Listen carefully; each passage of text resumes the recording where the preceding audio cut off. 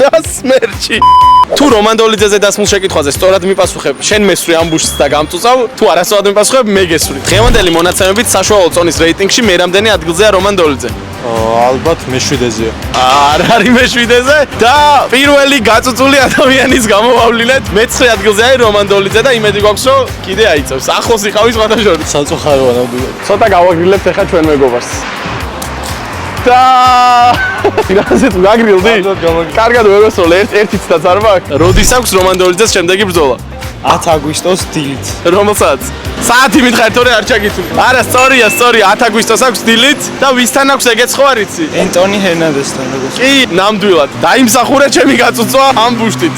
მოდი, ახლოდან მესროლე. არ მივდივარ არც ერთი ნაბიჯით უკან, როგორც რომან დოლიძეზე ვიტყოდით.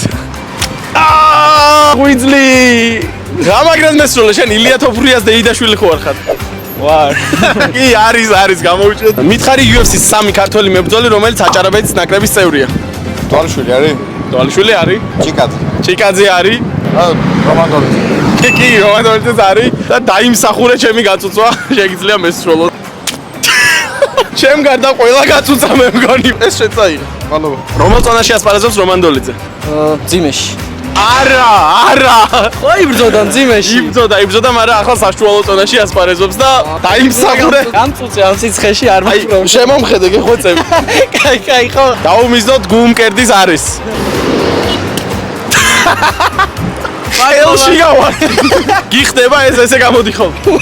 წარმოშობით საიდან არის რომან დოლიძე? ბათუმი. სწორია, სამწუხაროდ სწორია და შეგიძლია ყია გამომართო. კი. რა სმერჩი, რა გინდა დაულპი. მაბანავა კი არ გამწუცა.